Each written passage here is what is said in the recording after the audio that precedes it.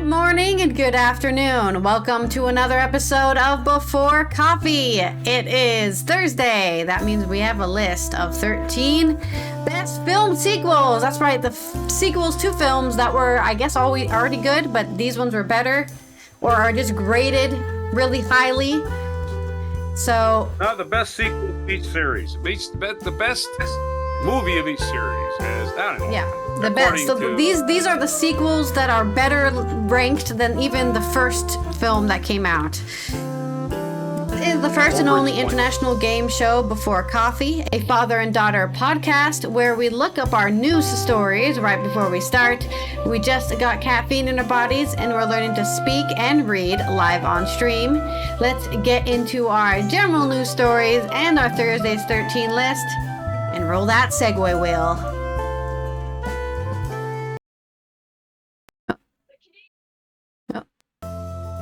Today on Thursday's 13. Albin Kurti re-elected prime minister in Kosovo after a year of political deadlock. How many votes did he get and what did he promise voters? Plus, Kremlin accounts using Epstein files to push a conspiracy. And greetings on Thursday. The House GOP votes against Trump's tariffs. A few of them did anyway. Plus, measles is on the rise. Yay, measles. In my Black History Month section, we're going to talk about Bill Russell and his transition into the Hall of Fame like multiple times. And Diaper Donnie's sequel has been widely panned by critics and everybody in the world. We're going to talk about the best sequels of any movie series. Or non-sequels. Maybe the original was better. In my culture news, a heartbreaking loss. Celebrities pay tribute to James Van Der Beek. James Van Der Beek's gone. That's sad. And it's National...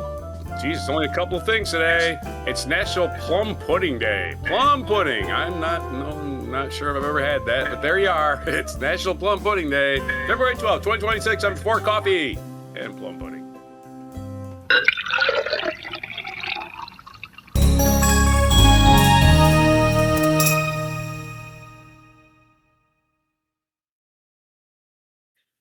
Man, yeah, I don't think I've ever had plum pudding either, but I hear in Japan they use plums for a lot of filling, like they put plums inside candy and stuff. Isn't it crazy how they do that? Use different filling for different things. I always think about Little Jack Horner when I think about plums. I don't know why, but... Because he put his finger in a plum, in a pie, and a plum came out or whatever? Thumb in a plum or something? Little Jack Horner sat in the corner, eating a Christmas pie. Stuck in his thumb, pulled out a plum, and said, "What a good boy am I." Because that's all he had to do, man. Nothing better to do. He's also the villain in one of the, what is the name of that character? The Cat in Boots from Shrek. There's a cat that wore boots. And he had a film series as well, like a spin-off. Puss in Boots? Puss in Boots. There's a Puss in Boots film that came out, I don't know, 4 years ago, and Antonio Jack Horner Banderas was the villain. He was tired of being the guy who put his finger in a pie, so he had a complex about it. That was Latin heartthrob Antonio Banderas playing. Yes, indeed. Okay. All right, let's have a spin. Let's roll our segue wheel while you eat your plum. Or your banana. Sorry. Bamama. I'm eating a bamama. You can't say bamama. Oh, bam blam. It is a haiku. I think, yes, a haiku. Haiku for you. My first story is some general European news, Kosovo news in particular. This is on Digi24, a Romanian site. Kosovo's parliament re-elected Albin Kurti as prime minister on Wednesday, the 11th of February, after his party's victory in snap elections, ending a year-long institutional deadlock, AFP reports. We have taken note that the Assembly has elected the government of the Republic of Kosovo, said the Speaker of the Parliament, Albolena Haksui, noting that 66 of the 120 members of the Assembly voted in favor of the cabinet presented by Kurti.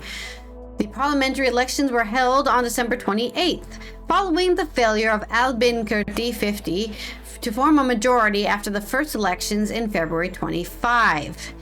So, wow, it took him a year to be like, hey, no government still, hey? Let's try again. He then led an interim government for 12 months. Kurti's party, Veta Vendosia, VV, which supports a left-wing social agenda and nationalism. Interesting. Left-wing nationalism. What an interesting combination. Won 51.1% of the vote in the December election, securing 57 seats. In power since March 21, after briefly leading a government between February and June of 2020, Albin Kurti managed to build a new majority with the support of elected representatives representing minorities.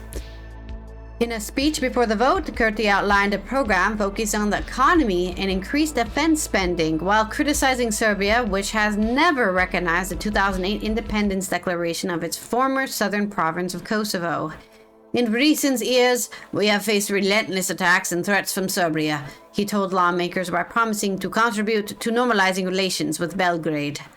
The results of the December election were confirmed on the 31st of January by the Election Commission, which has initially ordered a full recount of the votes after irregularities were discovered.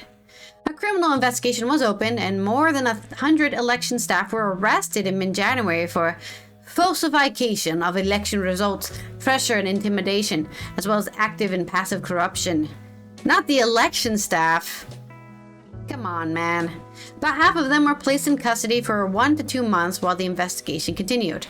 Earlier in that day, members of parliament elected a new Speaker of Parliament, Albolena Haksui, former Minister of Justice and member of the Vete Vendosia. So, the VV owns Kosovo for at least until the next election, it looks like, unless they have some... It sounds like they didn't have to do any sort of... What do you call it? They had to make a deal with another party to have majority, right? They have majority, 51% of the vote, 57 seats in the parliament. But I guess they only have 120. They have 120 people in the assembly, so that's not a full majority. I'm not really sure, but that's all this article shares with me. And I did not study Kosovo government elections, so I have nothing to really add here. I can look up the party itself, like the history of the party. You don't have says, sorry? I said you don't have to. Well, I just want to understand what's going on, that's all. Yeah, I mean, they're part of the Socialist International in the EU, Social Democrats, grassroots, anti-establishment, pro-independence, which obviously, Kosovo wants to be independent from Serbia. That's most of their major influence right now, is just proving that they're their own country and that they don't belong to Serbia. And that's all they're riding on. It's kind of like how, Scotland Independence Party is always getting all the votes because a lot of people in Scotland want to be independent, but they can never push for it all the way. So, give me a haiku if you have one ready. I was worried you weren't ready yet, so that's why I wanted to add more. I was ready for a while. Details. Nothing clever here. Nothing clever at all. Kosovo decides. Pick a new bunch of talkers for a new parliament. Not that clever, but I don't know anything about Kosovo. Yeah, I mean, they did get a new they got a new speaker, so they definitely got a new talker. Yeah, for independence and deciding your country. In my other news, yes, I have another story. My next story is coming out of an investigation into social media by AFP. This is on the Kyiv Post. AFP found posts viewed millions of times on Facebook, Twitter, and TikTok pushing the narrative that Russia has saved Ukraine children from sex trafficking. Woohoo! Using the Epstein files to push a conspiracy that Ukrainians were being sold on Epstein's island and Russia saved them. So you should actually be happy Russia is invading Ukraine. Pro-Kremlin social media accounts are using the latest Jeffrey Epstein document release to bolster their efforts to spread baseless claims that Russia has saved Ukrainian children from sex trafficking by trafficking them themselves to Russia, because they have actually factually been trafficking children into Russia. AFP research show today on the 12th of February. AFP found posts viewed millions of times on Facebook, Twitter, and TikTok, pushing the narrative which contradicts real accounts of Russian forcibly deporting Ukrainian children. I love how I can guess what the people in the article are going to say. Real accounts of Russia forcibly deporting Ukrainian children since Moscow's launched its full-scale invasion in 2022. Documents released on January 30th related to Epstein, the U.S. financier who was found dead in his New York jail cell. Epstein did not kill himself in 2019. He might not be dead, right? That's our new conspiracy. Epstein's not even dead. While awaiting trial on child sex offenses, have ensnared high-profile figures across the world. But pro-Kremlin accounts have also spread the idea that the documents prove Ukraine is a global hub for sex trafficking, an allegation Russia has long pushed. Yeah, I mean, it's a freaking stereotype at this point. That, the Eastern countries are all porn, sex trafficking hubs, and they're just out there in the wild west of just selling human beings for pleasure. It's a stereotype of Eastern European. I don't know where it came from, but that's a stereotype I have in my head. Romania, Eastern Europe. Because of all the Romanian orphans that ended up in sex trafficking. I think there's also a lot of stuff with Czechia as well. There's a lot of Czechia stuff as well. But either way, that stuff might be found in those countries. This particular thing has no factual base as far as AFP has been able to find, right? Because they're the ones who did the actual journalism. Some users claimed the files revealed Russian president and dictator Vladimir Putin was trying to save Ukrainian children from a network linked to Epstein, a convicted child sex offender. One recent post on Twitter, viewed more than 3 million times, said the Epstein files confirmed Putin didn't kidnap. I'm going to do it in a Russian accent because they're all Russian bots. Putin didn't kidnap children from Ukraine. Instead, evacuated them to protect them from being sold into child sex trafficking, said this person without any proof. Since the invasion, Russia unlawfully moved almost 20,000 children, Ukrainian children, over the border. As in, you don't have an ID. You don't have a Ukrainian social security number anymore. You're now Russian. You're going to Russian school. You're going to learn Russian. And we're going to make sure you don't have any Ukrainian cultural heritage whatsoever. Complete and total cultural genocide on these children. Russia has acknowledged that we took some children, saying that it was for their safety. We were bombing their village, you see, so we had to save them. What about not bombing the village? You ever think about that? If you don't want to kill children, don't bomb villages. Some posts even suggested the latest tranche of files proves Epstein was trying to meet Putin to counter his efforts to stop child sex trafficking. Really? Putin, you better stop invading my sex trafficking ring. I'm gonna get you. Yeah, that's totally what Epstein was doing. He wasn't selling children to Putin. I am more likely to believe these, powerful dictators and elites were purchasing children more than they were saving any children. Sorry. Call me a negative Nancy. Such claims surged on social media after the latest file release, with over 15,000 Twitter posts in 2 days. A London-based think tank, the Institute for Strategic Dialogue, ISD, said in a report released on the 12th of February today. While there's no evidence that the Russian state is behind the posts, you just have to assume they are. The Epstein release plays into their hands as a way to amplify previous claims, said one of the report's authors, Lina Sendeska. They are trying to saturate the information space with all of this to see if it sticks. Yeah, if you say enough crazy stuff, if you can get enough people to believe one of those crazy things, you can create a whole conspiracy, and then it can become the truth, because 50,000 bots are saying it happened, so it must be true. Olga Tokoruk also said about the report. The ISD also found over 150,000 Twitter posts about saving children and Ukraine being a trafficking hub between September 24 and August 25. Yeah, as in Russia was taking children from Ukraine to somewhere else, peaking around the 3rd anniversary of the invasion. These claims are amplified by British and European politicians, including acting MEPs, and the ISD said. So people in the government saw something on social media, believed it was true, and then spread it to their constituents. Thanks, government. You know what?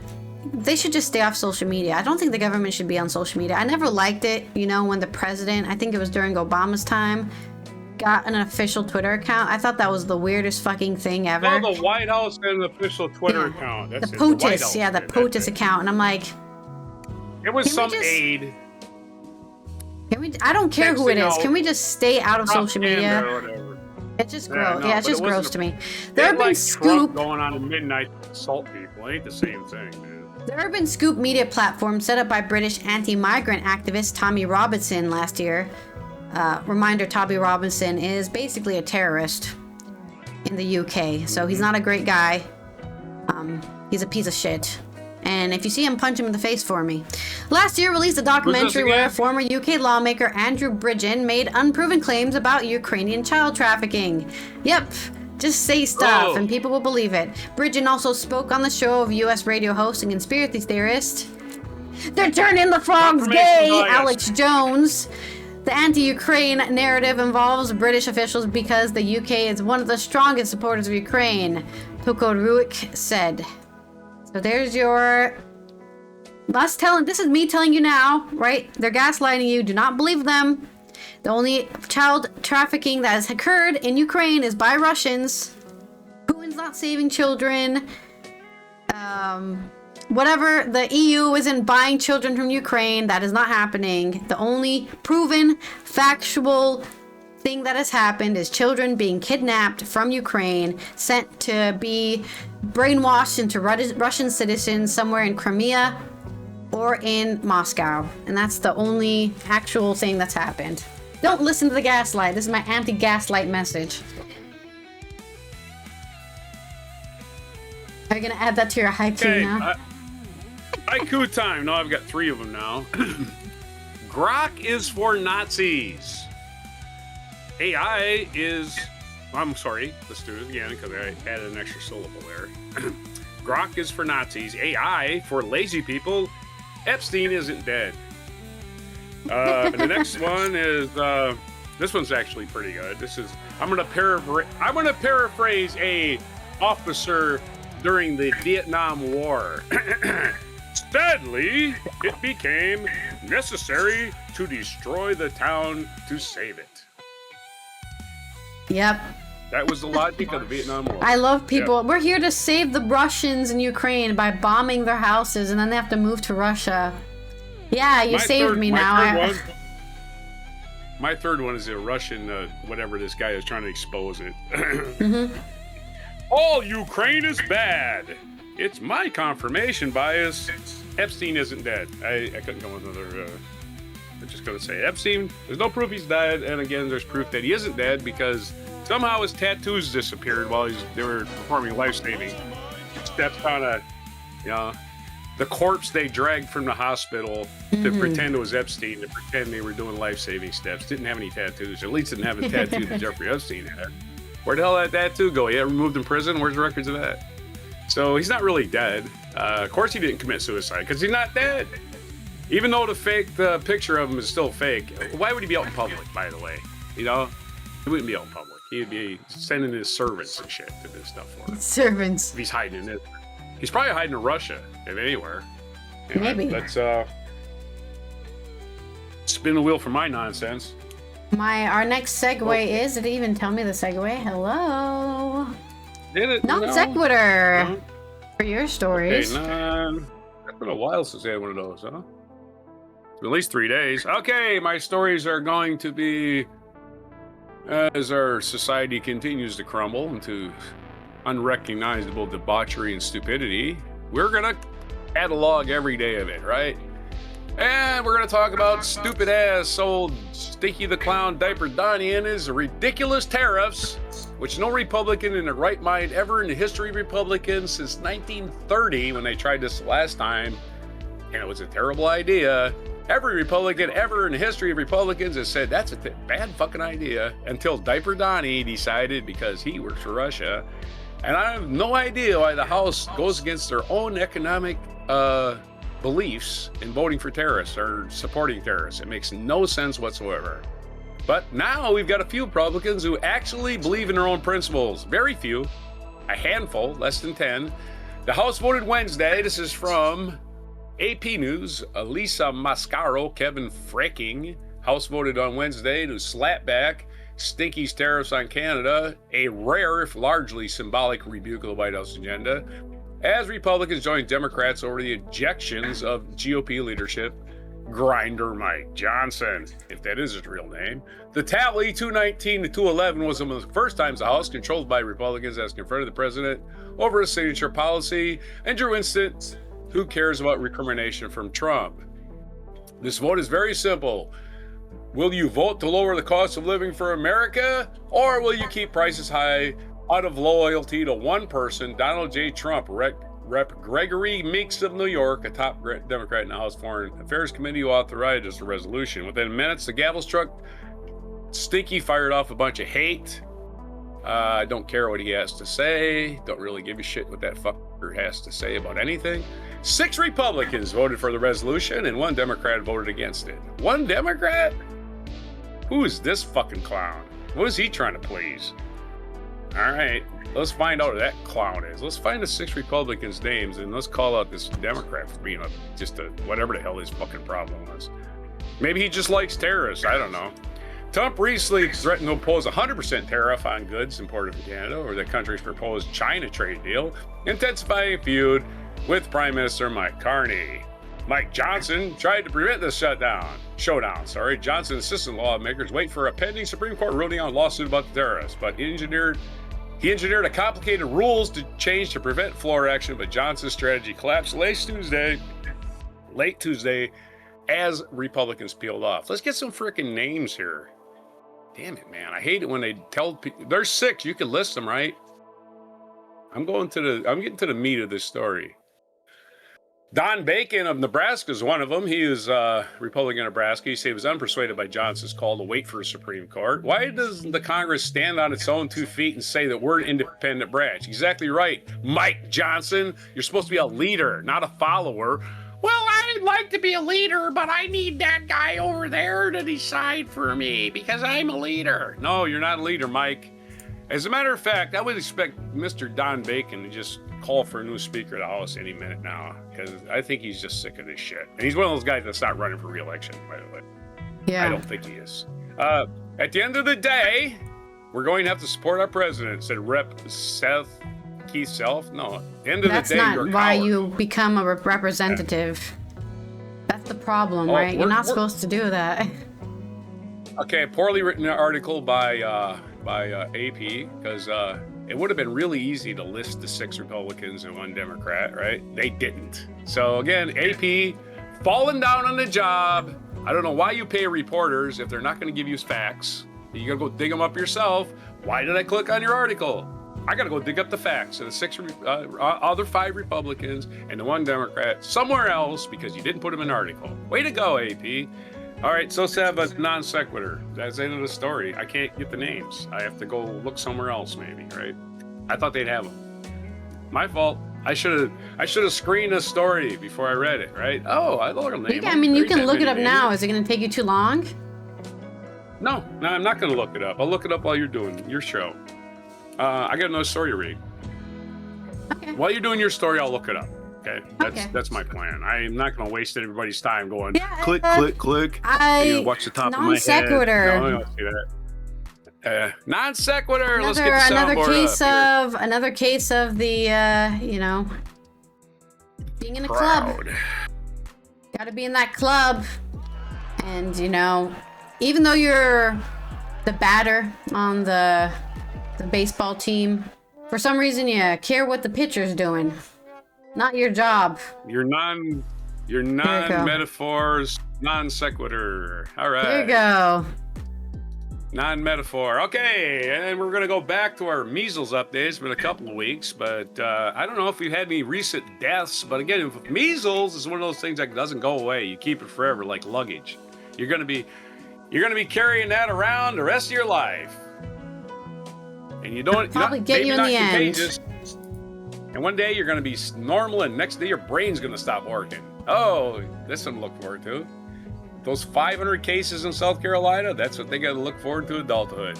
Sudden death. Oh boy. USAtoday.com has a story. Janet Lockery. Let's hope they have some information here instead of just going, well, Trump said a lot of shit. That's what that article, that was really disappointing. Yes, we get it. Move on. Yeah. Trump. We're going to quote Trump over and over again. Fuck you. But I want to know the names of the people. Anyway, measles cases are on the rise across the country, with more than 500 cases reported in South Carolina, according to the Centers for Disease and Control and Prevention. 3%, or 23 people of the total cases, have required hospital care this year, which means it's serious. You might die, compared to 11% in 2025. There have been no deaths reported this year so far. It's only February, folks. 3 people were reported to have died from the disease last year, the most since 1991. Records are made to be broken, South Carolina says. Hi, we're stupid. We won't want to require vaccinations in schools anymore. Fuck it. Let's do a crapshoot like we used to do. Let's have children having polio again. Yay, America. We're so independent. The U.S. is on course to surpass the number of deaths this year and lose the measles elimination status achieved in 2000 as a result of concerted vaccination programs. Wow, imagine that. Losing your status as eliminating a disease. How embarrassing. As measles, and now we're going to quote one of your bigger frauds in government. As measles cases increase across the United States, Dr. Mohammed Oz, who has no credibility, and why would anybody listen to him, is urging people to get the vaccine. Oh, here we are, closing the barn after the horse is already out. Thank you, idiot. Take the vaccine, please. We have a solution for our problem. Not all illnesses are equally dangerous. Not all people are equally susceptible to illnesses, but measles is one you should get your vaccine for. If he was a real doctor, he would explain the vaccine is for 3 diseases. It's for rubella and diphtheria. It's for 3 different diseases, man. They've been eliminated in the United States. Good Lord, what is wrong with you fucking people? Anyway, that's what he should be saying, but he's not. He's not saying that. He's just saying, oh, please, we get a vaccine. Please. According to the Centers for Disease Control and Prevention reports, measles, which I don't know if we trust them because Brainworm Bobby's fired everybody there. But according to them, when they still had legitimacy, Centers for Disease Control and Prevention reports measles were declared eradicated in the U.S. in 2000. That's 26 years ago. But recent intermittent outbreaks have been linked to foreign visitors. Of course, again, people who come here from other countries. Let's not blame people from other countries, right? We need to vaccinate our children, okay? Adults from other countries coming in here are not the problem. You're not vaccinating your children. Children do this, and then they go touch another kid, okay? They do it all day long. That's what they do. Adults don't do that, at least unless they're weird. Okay, so anyway, there are 20 states reporting measles cases in 2026. 20 of you stupid motherfuckers. States are going to have outbreaks, are going to kill other people's kids. Way to go, jackasses. Why are they going to kill other people's kids? Because other people's kids have not been put in public school yet. That's right. They haven't gone to public school, haven't got the vaccination. They're going to get sick and die. Or they're going to get sick and die when they're older. The 20 states reporting measles cases are, and again, we're not going to blame any particular state. We're going to blame the federal government in this one. Arizona, California, Florida, Georgia, Idaho, Kentucky, Minnesota, Nebraska, North Carolina, North Dakota, Ohio, Oklahoma, Oregon, Pennsylvania, South Carolina, South Dakota, Utah, Virginia, Washington, and Wisconsin. The outbreak that began, I bet you every state has measles outbreak. These are the ones reporting them. The outbreak that began last fall in South Carolina has resulted in 920 infections since then. with 546 reported as of February 5th, making the state's largest outbreak to date. Measles cases making a big comeback. The largest, mostly in children, the large numbers of confirmed measles cases, mostly in children, of course, because they're the ones that are unvaccinated, have been reported since 2025. This outbreak case count is the largest since 2000. Why is measles so contagious? Measles is considered one of the most contagious diseases. It can linger in the air, like I'm saying. Little kids, rub, sit in a chair, rub their pants, whatever, rub this desk, go somewhere else. 20 minutes later, somebody sits at that desk, they got measles. And it can linger for up to an hour, and an infected person leaves after an infected person leaves the room. In the U.S., about 1 in 5 unvaccinated people who contract measles are hospitalized. As many as 3 of every 1,000 infected disease as children die, according to the CDC. While all states in the United States require kindergarten vaccinations for students to enter schools, 47 states provide exemptions based on religious personal beliefs. Take your religious beliefs and shove them up your ass. That's all I got to say about that. I said the same thing about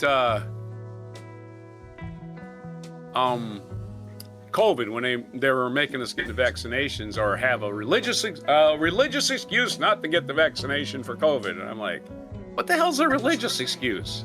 I don't understand what that even means. Give me a religion that bans vaccinations. I would really like to know that one. Knowing that, because that's a shitty religion. Jehovah's Witnesses, don't they do that? No, they ban transfusions. Oh, So okay. does Christian Science and Scientology. Which states have the highest vaccination rates? Well, that's a question for somebody else. They don't answer it. Knowing the symptoms of vaccine-preventable disease can help reduce the chances of spreading. According to CDC, measles symptoms appear 7 to 14 days after contact, and the virus typically include high fever, cough, runny nose, and watery eyes. Measles rash appears 3 to 5 days after the first symptoms. Yeah, measles, you're going to get a little spotty rash. That's how it's identified. It's not chicken pox. Chicken pox is like sores. So there's your little update on measles spreading. Again, this is being spread by ignorance, nothing else. People think vaccines cause autism. That's your number one reason. There's no link to the vaccines and autism. Their stupidity exponentially increases as you don't understand chemistry.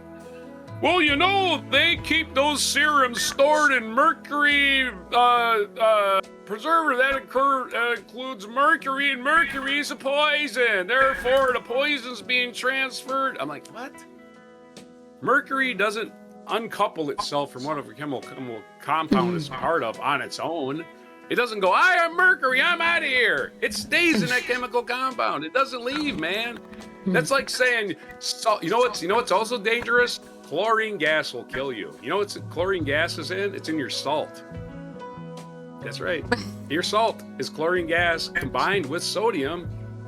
It's a gas combined with a metal, and it makes salt. Both of them, neither one of them separately, are good for you. However, you put salt in your food all the time. They don't separate that way. Neither does mercury from the solution that's helped to preserve your vaccinations. I hope that helps all the autism scare freaks out there, because you need to understand chemistry. Stop. And who cares? I don't care if it causes autism. I don't even think autism is real. I think it's just another othering we do, like skin color, like gender.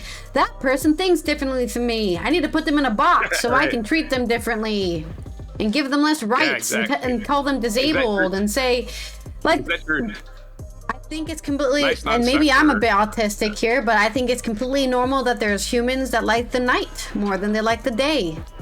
There's humans who are, find interest in certain subjects, or that can't speak very well. Children. That's fine. That's what happens when you go through the miracle of life.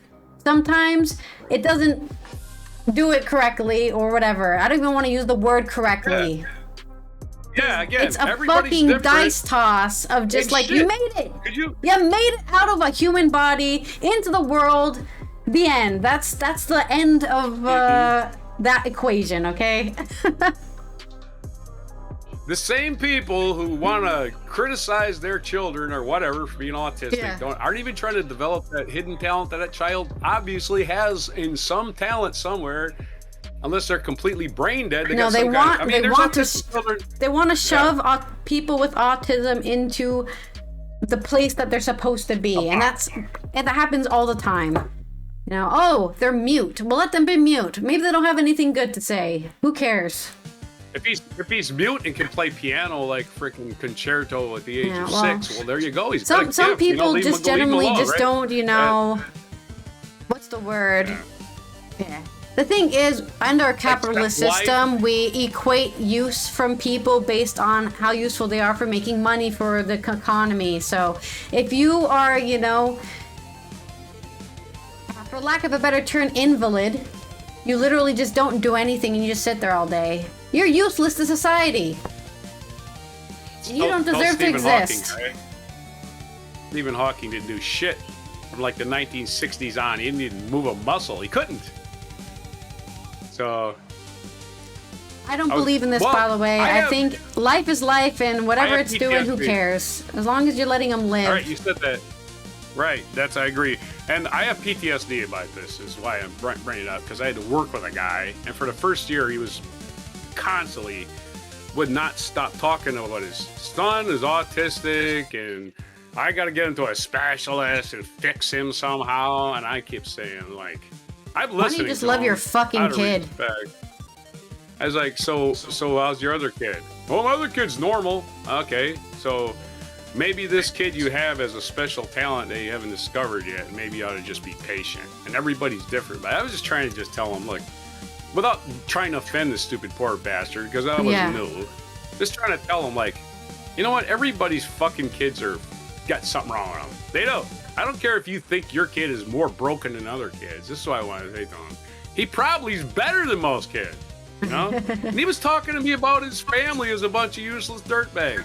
His brother's a fucking crank addict. His dad lives in a house that it can't, it's got a hole in the roof. Big, gigantic hole in the roof that he won't fix. A bunch of lazy motherfuckers. This dude went off and joined the Marine Corps, and he went back to his hometown to live. And I'm like, dude, you made a big mistake. You saw the world and you came back to your hometown. That is especially where he lived, right? Yeah. And he thinks the world's out there to fix your problem. You've got problems. It's up to you to adjust to them. You can't fix the world, moron. But again, you're so stupid. You're not living reality. You think somebody out there's gonna fix? Yeah. Somebody out there's gonna fix my problems for me. No, man. Nobody cares about your problems. First of all, the old saying is, Lou Holtz, who I don't really like, but he had a great saying. He said, "Don't ever tell people about your problems. Most people don't care, and the people that do care are glad you have them." So. Yeah. They're going to tell everyone about your problems. Next story. You have another story. Because we're going to spin. No, your story. Oh, my story. I was going to like, another one? Okay. No, non sequiturs aside, let's roll our segue wheel. My original non sequitur was actually going to be something along the lines of... I can't remember what it was. It was just like something non sequitur. Completely unrelated. But, our next segue is accurate metaphor simile. Okay, where's my notebook? And my next story is about... Where is my story? I can't... here it is. We're going to talk about, in my Black History Month section of today's episode, is about Bill Russell. It's his birthday today. Sadly, he did pass away, I think, a couple years ago, but it still was his birthday. He was the first player, coach, and also first black coach of the Boston Celtics. This is by Sean Powell on NBA.com. Right? And this is a story from 2021 when he became he was added to the Hall of Fame again. So he was in the NBA Hall of Fame, I think, as a player, and then they put him also as a coach. So he has been in it twice. Aubrick managed to beat everyone and everything except the grind. All those game nights, commercial flights across the country and back, scouting in the summertime, and then fall training camp to launch yet another season took its toll a lot more than inhaling the smoke from his trademark victory cigars. The Boston Celtics patriarch decided to finally step down as coach in 1966, but not before chatting up the person he always consulted with whenever it was about something big. His conversation was with Bill Russell. From various accounts went like this. Bill, you think Bill Cousy, could be a good coach? Tom Heinsohn? What about Bill Sharman? Those are good choices.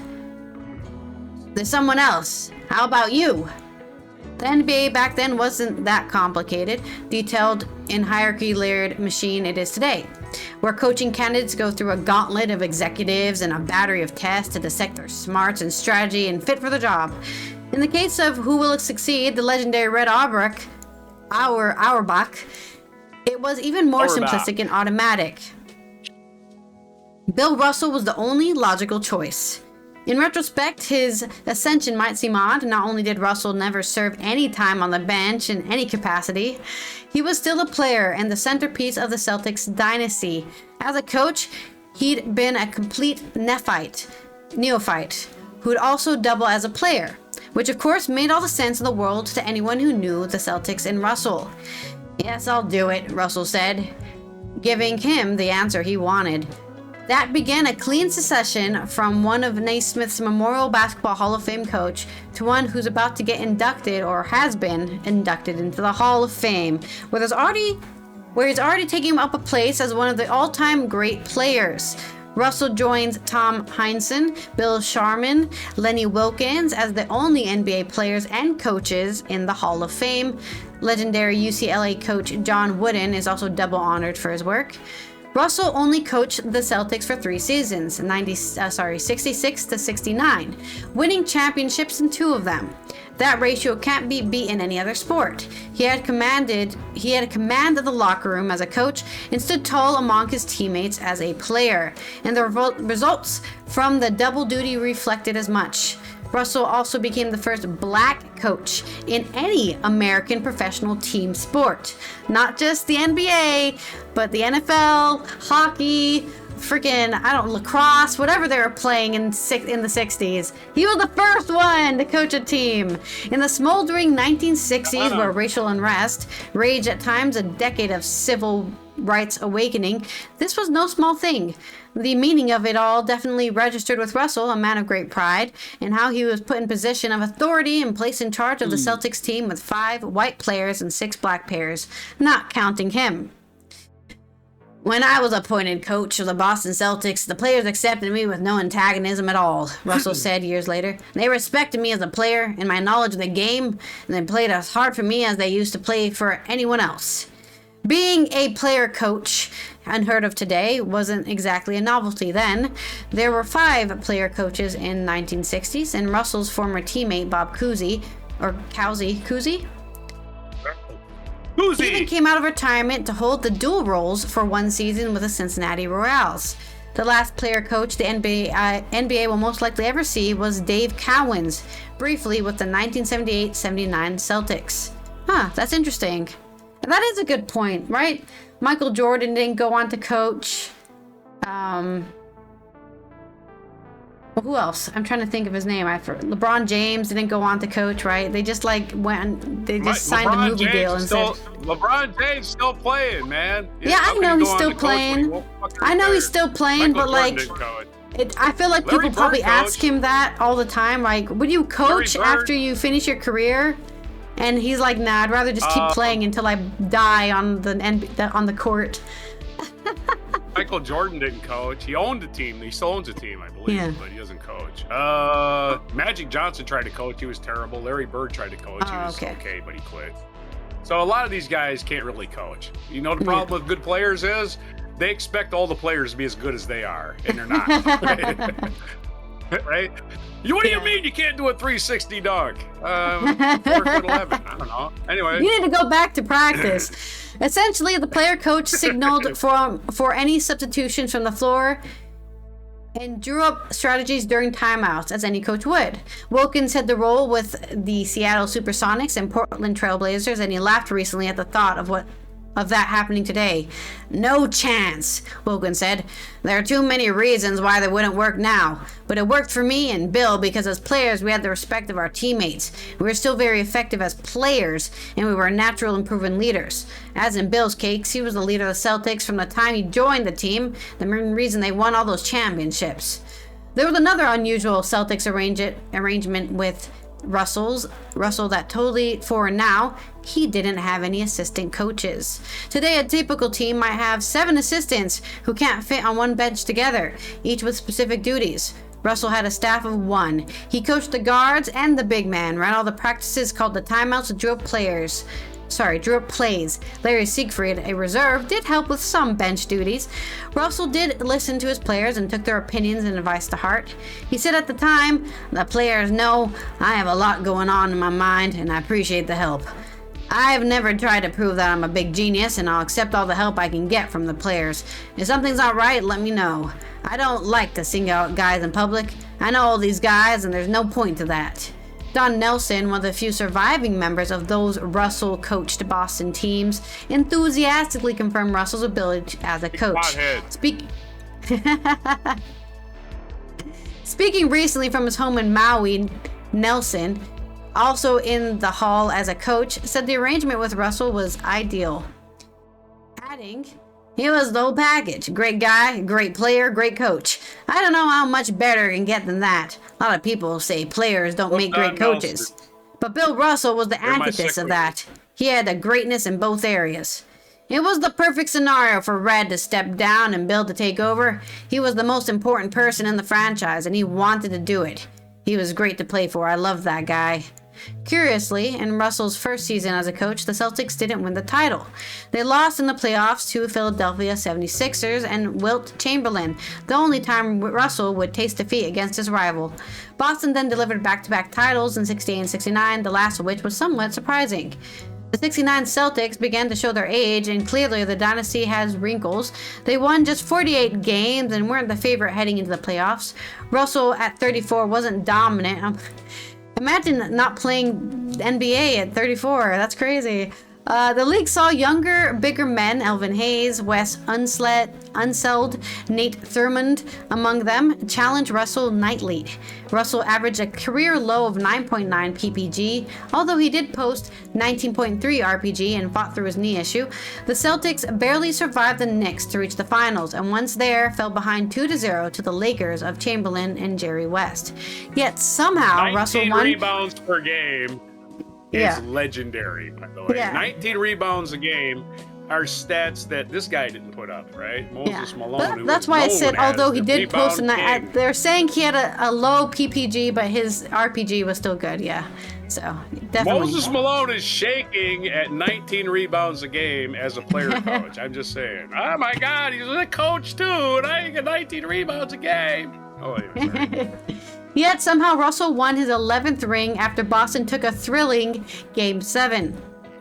Nelson said, "He played so many minutes and played so hard that he developed hamstring issues. That last title was so hard, it was in LA, and everything was up against us. It took its toll on everybody and probably more on him than anyone." A fierce competitor who never relaxed against other team, Russell had a far different demeanor when it came to coaching his own team. Nelson and Russell wasn't as strict as over-top demanding. Quite the contrary, actually. In some ways, Russell still considered himself one of the guys, which of course he was. After the second title, Russell was finished. His departure from the game was uncommonly quiet by today's standards. There was no tearful goodbye, no press conference, nothing like that. Russell told the world in first-person story for Sports Illustrated, then drove his Lamborghini to Los Angeles and never lived in Boston again. Like most players, he struggled to find his retirement footing. He tried broadcasting, but that didn't last. He did speeches, he got divorced and remarried. He needed work. The most money he made with the Celtics in a season was $100,001. Very specific number. Wow. The extra dollar because he wanted that much more than Wilt, the highest paid player at the time. I want to be the highest paid player by $1. Therefore, out of necessity and also by request, coaching came calling again. Sam Schulman, who owned the fledgling Seattle Supersonics, wanted to energize the franchise and turned to Russell for the 73 to 74 season. According to Russell, I remember that. Russell's book, Second Wind, Russell asked for terms considered outrageous then, and to his surprise, Schulman agreed to all of them. Russell took a liking to the young team and was hooked to the city of Seattle, which he found more welcoming to black athletes than Boston. Sadly, I was expecting as much. Russell brought home a Mercer Island, bought a home on Mercer Island where he lived until he passed away, sadly. The Sonics had only one winning season before Russell arrived at a 36-win first season. Russell took them to the playoffs the next two seasons. Russell stressed the tactics that made his Boston team successful: defense, sacrifice, finding the open man. But the Sonics failed to improve on that despite the presence of Spencer Haywood, Slick Watts, and Fred Brown. And Russell was fired in 77 after a 40-42 season. That's so lame. Oh, we didn't win. Bad. Oh, we didn't win. You're fired. Okay, sorry. Your team sucks. I don't know what to tell you. Most of those players won a title. Seattle did win a title after he left, so it was his. He set the baseline for that title. Yeah, Lenny we'll give him credit for that. Player coach. Yeah. Lenny Wilkins, who was also a player coach with Portland, a black player coach with Portland, took Seattle to a championship. Yeah. So that worked out. Yeah, okay. His next and final coaching stop wasn't successful at all and rather short. Russell signed a 7-year contract to coach the Sacramento Kings in '87 and was fired after a 17-41 start. That's pretty bad. Russell was a bit eccentric. He rarely spoke to local media and was viewed by players, none of whom saw him play, as a grandfatherly type who was fond of telling Celtics tales in team meetings. Okay. Okay. Jerry Reynolds, who served as a variety of roles with the franchise for nearly 3 decades, was one of Russell's assistants then. He recently said Russell really didn't have a chance and also dealt with unfair perceptions. The biggest problem Bill had was the team wasn't very good, Reynolds said. Auerbach and Pat Riley and Greg Popovich wouldn't win with that team either. Also, his name was Bill Russell. There are expectations because of that. If his name was Elmer Fudd, it wouldn't have been a lot easier for him. Yeah, that's exactly what I'm saying, right? Oh, we didn't win instantly for your coaching us. We're firing you. Okay, your team sucks, dude. Bill was also a general manager. He had the #1 pick and took Purvis Ellison in a draft that didn't have a top guy. The best player in the draft was Tim Hardaway, who went 14th. It just didn't go well. Bill came into the situation that wasn't a very good one. He was hoping to make it better, and it never got better. Fast forward to today, we haven't been to the playoffs for the last 15 years around here. So maybe people understand that a bit better now. Reynolds added that Sacramento's experience shouldn't reflect on Russell's body of work. Reynolds summed up that Bill Russell's coaching experience in Boston, Seattle, and Sacramento with this: "We're all flawed, and he had his flaws. But I have nothing but respect for Bill Russell. He's a unique man. He's Bill Russell. I grew up idolizing him. I thought the world of him, and all players respected him." So there we go. That's the article from 2021 before he sadly passed away, in which he made it into the Hall of Fame twice for being a player, a coach, and a player coach.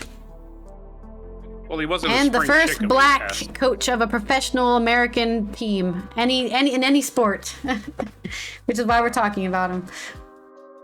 Except for the Harlem Globetrotters, but I guess they weren't considered professional, but entertainment, I guess.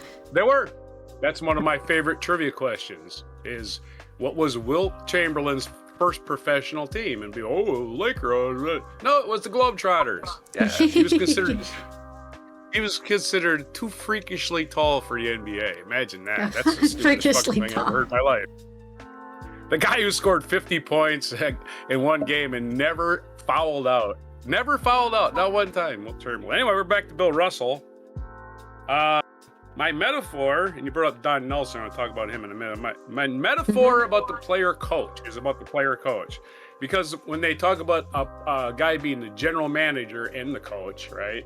They compare it to being the chef that gets to go shop for the groceries, right? The coach is the chef.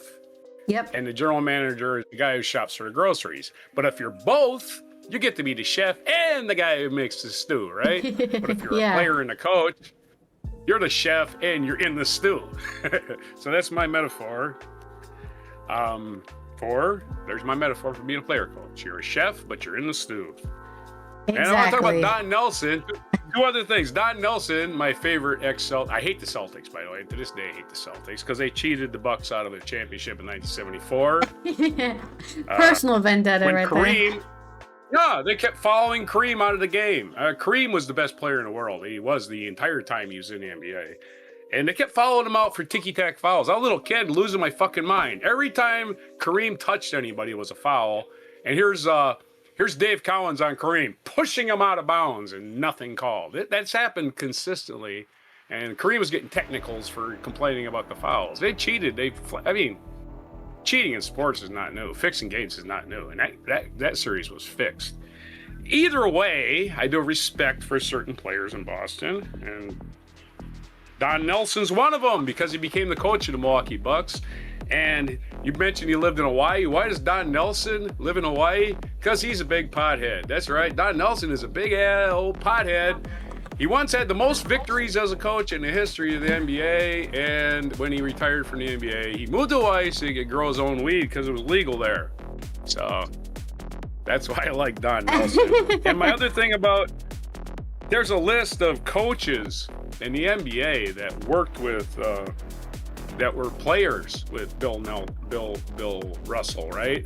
Tommy Heinsohn, Casey Jones, they won championships themselves. So again, the players that were on that teams that he was coaching or playing with, they went on to win championships as coaches, a lot of them. But I had a list, but AI deleted it on its own, so I'm not gonna look it up again. There's your metaphor. Sorry. Dancing Dog says here in chat that Russell was a defensive genius. Yeah. The Bucks did sweep in '84, but they did end up losing. They lost to the Celtics 1-4 in the conference finals. So. 84? Yeah. I remember that. Again, I don't trust NBA results, and I really never have for all of my life. This is true because how many times did Michael Jordan just get away with everything? And people complain about all these athletes. They just get away with shit because of their name, and it's kind of sad, isn't it? Yeah. When a referee went to prison for rigging games, and he was the only one that went to jail, and he says, I wasn't the only one, I believe him. Why would he lie now? You know, I'm just saying, he got caught rigging, not rigging the outcome, mind you, rigging the points. You don't have to rig the outcome. Yeah. You can even foul the player out on if you purpose. give people enough fouls, they can get free throws, right? And then you can just add more points to the scoreboard. Hey, you know what? I've got so-and-so with 27 points tonight. Can you make sure he gets to the free throw line at least 15 times? No problem. Yeah, exactly. So make sure he gets the ball, whistle. Yeah, make sure he gets enough fouls or whatever so that. Yeah. If I had to That's watch a the whole foul. entire NBA You did a foul season, on him. He gets a free throw. Yeah. Okay, but let's not talk about NBA too long because that was a really long article. I even cut out a whole section where it was like 15 different quotes. That's all right. Let's get into our next long story, which is the Thursday's 13 list. You triggered me by talking about the Celtics, so it's your fault. I didn't know that you had a secret vendetta against the Celtics. Oh my God. To this day, go to Kareem Abdul-Jabbar. If you ever get a chance to interview him, ask him about Richie Powers, the referee that kept calling him for fouls and never calling shit on Dave Cowens in that series. And for some reason, they let the same refs do every game. They should have different refs for every game in the finals and every playoff game. Don't be giving us the same refs. You know, I want somebody I want somebody that's working for the other gamblers, not these gamblers. Right? I don't trust the Dancing sports Dog in the says United in States chat at here, Nelson had Even Dave Cowens come out of retirement for Nelson. The coaching tree is extensive. Yep. Russell, Nelson, Heinsohn, Sharman. Mm-hmm. Yep. And then so many coaches. I have the PTSD from the Celtics beating the Bucks in the playoffs for years and years and years. And if it wasn't them beating them, it was this guy, Moses Malone, and the Sixers. Yeah. Oh no, the Milwaukee Bucks are the best team that never even got close to the final. They had awesome teams that win 60 games and get beat in the frickin' not even in the Eastern Finals because they always had the Celtics and the 76ers in the way. And when they were done, it was the Bulls. But the Bucks, the Pistons replaced them, and then it was the Bulls, and the Bucks are like, can we beat anybody, NBA? Let us beat anybody, please. No, you're not a big enough city, Milwaukee. We're not gonna let you win. We don't care how great Sidney Moncrief is. We're gonna make sure he ends up in a dustbin of NBA history. You know, that whole thing, just trauma. Our next segue is gonna be tell a joke, and you're gonna yell about sequels now. Yay! Yeah, this is why your dad had to give up sports. Give up sports. Sports gave me up. I think it's the other way around. You know, Republicans say the Republican Party left me. Yeah, Republicans, the real Republicans, the ones I know, the conservatives, they say, I didn't leave the Republicans, they left me. I said, I didn't leave professional sports. All sports left me. They left me in the dust. First of all, with their drama. I hate the drama. Second of all, celebrating after every fucking play. Knock that shit off. Anyway, next, we're gonna do every fucking play you gotta celebrate? Shut the hell up. I'm sorry, that is just the most flamboyantly stupid shit in the world. It's second down. Get back to the huddle, you know? I don't understand it. Jesus. It's second down. Go back. It's 2nd and 8. Big fucking deal. You know, you stop the guy. They ran that play, by the way, expecting you to stop it. So stop celebrating. This Thursday 13 list, as we do a wild swing in the other direction, is about movies. And I think we've all seen sequels. We've seen the first movie of a series and we think, wow, that was a really good movie. Myself, I say, I hope they don't make a sequel. And usually when I see a good movie and they leave the guy, like the protagonist, alive, or a bunch of people miraculously alive, I go, oh my God, it's gonna be a sequel, I know it. There is no reason to leave these people alive other than they're gonna make a sequel, and that's what happens. They plan a sequel ahead of time. Sometimes they don't plan a sequel. Sometimes a movie's really successful because it's written after a great book, and they make a sequel that sucks. And then they make another sequel that sucks, and they just keep sucking worse and worse. Sometimes they make a movie that's good and the sequel's better. So we're gonna cover all of that crap, hopefully, today. This is the best of sequels on Thursday 13. The best of sequels. I hope I defined it enough for you. And the movie that got me started on this was, I don't know if you've ever seen First Blood, Sylvester Stallone, which is the first of the Rambo movies, if you know what Rambo is. But First Blood, which I saw in the theaters, was an awesome movie, starring Sylvester Stallone as Rambo. He's a Vietnam veteran who gets run out of this little dinky little town. The sheriff, played by Brian Dennehy, says, get out of our town. I'll give you a ride to the edge of town. Now, don't ever come back. And he says, screw you. I'm going back to town. I'm a United States veteran. I was a Special Forces Army guy who had, so much. I'd lived in the jungle and all this crap. I am not going to let some small town push me around. Of course, the small town commences to push him around, which triggers him, and a whole bunch of hillbillies get killed because Rambo is now pissed.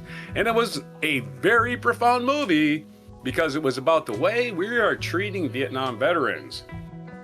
I think in the book he actually ends up dead, but not in a movie, which means they made sequels. In the Rambo series, the first one I saw, the very next one was a terrible movie. I could only ridicule it. It was awful. First of all, what happened, and this was explained to me in the documentary. I'm going to go a little bit long on this one. What was explained to me in the documentary was that, oh, well, you know what? Ronald Reagan was in office, and we all needed to feel good about America and pretend that we won Vietnam. So that's what Rambo. Okay, so we need to make up a false narrative, yeah. And this movie suffered from a lot of issues. One of them was continuity. Another one was technical issues, like, continuity. There's one scene where he's in a helicopter and the total bubble of the glass bubble, the plastic bubble that he's in, the helicopter is completely shattered, right? And then they go back to him, he's in the helicopter, and the helicopter's miraculously healed itself. Okay. Another one, he's shooting the missile launchers, the pocket, the rocket. The rocket, I can't talk right now. The shoulder launch missiles, they're called LAWs. Yeah. And he's got it on his shoulder, and he shoots it at the North Vietnamese guard tower or whatever. And the guys he just rescued are in the backseat of the helicopter. They would have been fried instantly by the backblast. That happened in the movie, and everybody knows. And that would have been a crazy thing to happen. Hollywood just decided, fuck it, people are stupid. So All the Rambo movies, and they made a bunch of. I didn't even realize how many damn movies they made because people kept going to them.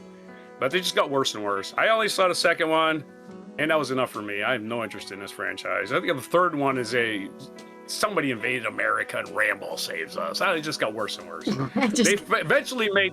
They eventually made Last Blood. I don't know how that entered. I think he ended up killing himself eventually, but thankfully they stopped making them. Our number 12 on our list, Godfather 2 was the best of that series, and a lot of this is true of all critics. I think Rotten Tomatoes, every place you go. And my personal opinion, the only reason it's better, Robert De Niro's in it. That's all there is to it for me. It's a good movie, and Godfather 3 was a mistake, but I know why they did it. The problem with it, that movie is no Robert Duvall was in it. And then the director didn't care about it. Coppola didn't care. He cast his own niece in it instead of, I think they were trying to get somebody really good, and they ended up with his niece who couldn't act. It was just a bad movie. Not bad in relation to the entire world of movies, just in relation to Godfather movies. It was a slap together movie. It was a and disappointment. And spoiler alert, Fredo's dead. Right? It's gone. I mean, we've already killed Fredo. What else is there to do, right? Number 11. And you'll have to check in on this. I'll have all of your input on The Two Towers, which was the second of the Lord of the Rings trilogy. The only comment I will say about this was done out of order. The Hobbit was written first, and then The Lord of the Rings was written, right? So Hollywood, in their infinite wisdom, decided to put a prequel, try to pretend that The Hobbit was a prequel when it was actually a sequel. That's my problem with this whole thing. Why didn't you make The Hobbit first? But I'm sure you have something to say about it. I don't have anything to say particular about that point, other than the fact that the whole series. I think he tried to get it, but he thought that a 3-series epic, like at the time, that was the thing, right? A goofy sing-along fantasy film wasn't gonna sell as well as this kind of epic, story-rich narrative. I mean, it basically started that. Lord of the Rings started that making very dark and rich story narrative stories over multiple movies. They kind of started that thing. But Two Towers is my favorite film of the trilogy and of all of the Lord of the Rings films. So I agree with the critics, I guess. And I don't have anything controversial to say. I like the Helm's Deep fight. The fact that it's like 30 minutes long, half the film is just an entire battle, a siege of a fort, basically. Yeah. I like that. Yeah, I like the trees beating up Saruman's, little orc factory. I like the whole split narrative thing, right? You're following, because the first film, right, the Fellowship is together mostly. And it's all about that. Yep. But then after that, they split up and they do 3 different plot lines, right? We have to follow Frodo and Sam. We have to follow whatever the hell Gandalf, Legolas, Gimli, and Aragorn are doing. And then we have to also follow what Pippin and Merry are up to. And I think I really liked that. I liked how we were...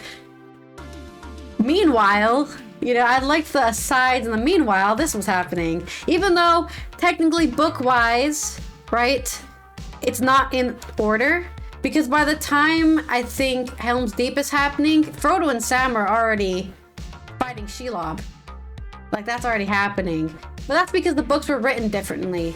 The books were written in, like, compartments, right? So we're going to tell Frodo and Sam's story, then Legolas and Aragorn's story, and then Pippin and Merry's story. Yeah. What did you read first? What did you read No, first? I'd never read first. Remember, I don't know if you remember, but you got me the Two Towers on DVD. And then you bought me the book set after that, so... Well, yeah, but libraries exist. I didn't know about it until the film came out. I didn't know about the book series at all until the film came out. Okay. I have no idea, man. I'm just glad my kids read. At the time when the movies came out, I don't think I was the correct age to be reading the story. I think it was a bit too advanced for my reading level. Tolkien is not easy to read even as an adult. Not that I can read Right. it now, but I'm just saying, I think at the time I wasn't at the reading level to be reading Tolkien. I would have gone over my head. It did go over my head. I tried reading it and I was like, I'm confused. My brain hurts. I was only like 10 or 12 or something. So You absorbed it like a sponge. And what I didn't like reading, and one of the reasons it's not on this list was Dune, right? I didn't like reading it. It's all the frickin' words. Even though I didn't have to pronounce them, those words with lips, I had to pronounce them in my head, and I kept running across words I couldn't read. And it's just necessary the Quenya and the Elvish, basically. It's like, I don't know what that word is. I've never seen that word in my life. I don't know her. 4, and I'm like, I don't know what's going on in this book whatsoever, and I just put it away. Just no clue. I had nothing. I'd like, seriously, I don't even know what's going on here. I got to go back and reread every chapter. Lord of the Rings was easy to read. I'm sorry. Anyway, to me, maybe I'm just a. You might have been older when you read it. So. We're only 3 in, and we're stout. How old were you when you read it? We're going to reel this show back in from Tangent Land and try to finish. How old was I? 18, 19? Yeah. I was 12 or 13 when I got the books. So it's totally different reading level here. I needed my oldest brother to move back home and bring his book collection with him, right? Hey, if anybody wants to read all these books, I've already read them all. Thanks, man. So I read them. Oh, you had nothing to do in the wintertime in Wisconsin, my friends. Okay. I didn't have a snowmobile, so I had nothing to do. And I hated ice fishing. It's like, you want to go ice fishing? No, I'll just eat the fish you bring back. Number 10 on our list, we'll get back to the list. Remember the list? Naked Gun. And the first one, now the second one's not bad, but the first one reintroduced us to Inspector Drebin. And amazingly, the fact that it was from the Files of Police Squad, a show that only ran for six episodes as a replacement series, but it was written by the same people that did the Airplane movies. So you knew it was going to be funny, and I religiously watched Naked Gun when it was on. It was canceled immediately, and I was like, "What? It got canceled? That's the funniest thing I've ever seen." And of course, it's the literal show. Everything's literal, right? Everything anybody says, there's probably 5 ways you can take it, and the Zucker and Abrams capitalized on that. They made 3 Naked Guns: Naked Gun 2.5, Naked Gun 33 1/3 were the next ones. The third one was terrible. The second one was very good. The third one, it's a money grab. This is what happens a lot. It's what happened with Godfather. So even the best movies do the money grabs.